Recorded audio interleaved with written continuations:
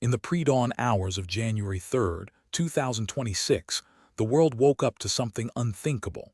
In a move that sent shockwaves across the globe, the United States launched a large-scale military strike on a sovereign nation, not to conquer it, but to capture its leader. More than 150 U.S. aircraft bombed infrastructure around Caracas, supporting a special operations raid that ended with President Nicolás Maduro and his wife, Cilia Flores, in American custody. They were flown to New York to face charges of narcoterrorism that had been filed years earlier. This wasn't just a raid. It was a declaration that the rules of global power have changed. This is the story of how economic warfare became literal, and what it means for your money when balance sheets become battlefields. So how did we get here? This story doesn't begin with bombers in the sky, but with numbers on a balance sheet. For years, Venezuela, a nation sitting on the world's largest oil reserves, was crumbling from within. Mismanagement and corruption hollowed out its state-run oil giant, PDVSA, and oil production, the lifeblood of its economy, plummeted. Washington watched this decay and saw an opportunity. The first moves weren't military, they were financial. Starting in 2017, the U.S. began a campaign of maximum pressure, a financial siege designed to suffocate the Maduro regime. Sanctions targeted Venezuela's ability to access international financial markets. Then, in 2019, the U.S. delivered a body blow, sanctioning PDVSA directly and freezing its U.S. assets, including the valuable refiner Citgo. The goal was to cut off the government's cash flow at its source. These weren't just abstract financial maneuvers. They had a devastating human cost. As oil revenues vanished, shortages of food and medicine became rampant. Hyperinflation erased savings, and an estimated 7 million people fled the country, creating one of the largest refugee crises in the world. The sanctions were a financial noose, tightening with each passing year. But still, Maduro held on, supported by allies like China and Russia who continued to buy his oil. For Washington, the financial siege wasn't achieving its ultimate goal, regime change. And that's when the strategy began to shift. The pivot began in late 2025. What started as a stated counter-narcotics effort quickly revealed itself to be something far larger.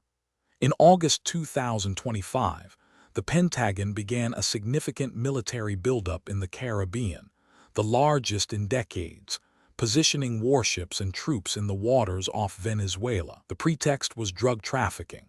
Starting in September 2025, the U.S. began conducting strikes on vessels it claimed were smuggling narcotics.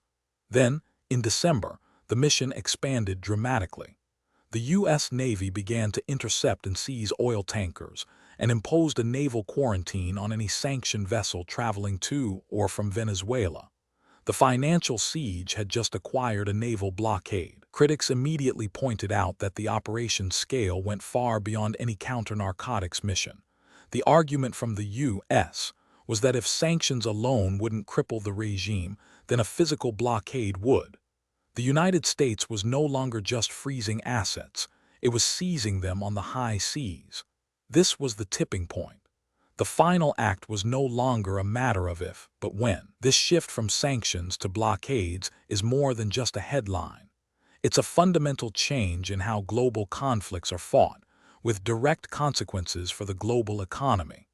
Understanding these new rules is critical for protecting your own financial future. To help you navigate this, we've put together a detailed report on the new geopolitical risk and what it means for your portfolio. It breaks down how events like this impact everything from oil prices to the stability of the US dollar.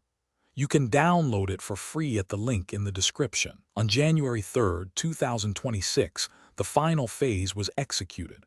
Under the codename Operation Absolute Resolve, American warplanes struck targets in and around Caracas. This was a large-scale military operation designed to decapitate the government. Power grids failed, military bases were destroyed, and according to Venezuelan officials, more than 80 people were killed. In the chaos, U.S. Special Operations Forces landed, captured Nicolás Maduro and his wife, Cilia Flores, and flew them out of the country. Within hours, they were on U.S. soil. The U.S. Attorney General announced they would face the narcoterrorism charges filed against them in 2020. On January 5th, Maduro appeared in a Manhattan federal court and pleaded not guilty. The justification from Washington was that this was a law enforcement action against the leader of a narco state. But the international community saw it differently. In an emergency meeting of the Security Council, UN Secretary-General Antonio Guterres expressed deep concern that the rules of international law had not been respected. Allies and adversaries alike, from Brazil and Mexico to China and Russia, condemned the strike as a flagrant violation of national sovereignty. The move was unilateral, and in the eyes of many, it was an act of war. The immediate fallout was chaos. In Caracas, Vice President Delcy Rodriguez was sworn in as acting president by the Supreme Tribunal, attempting to hold the government together. But the larger shockwaves were economic. President Trump announced that the U.S. would run the country and have American oil companies go in to fix the badly broken infrastructure. While the State Department later tried to soften this, the message was clear. The U.S. intended to influence the future of Venezuela's oil. This sent a tremor through global energy markets.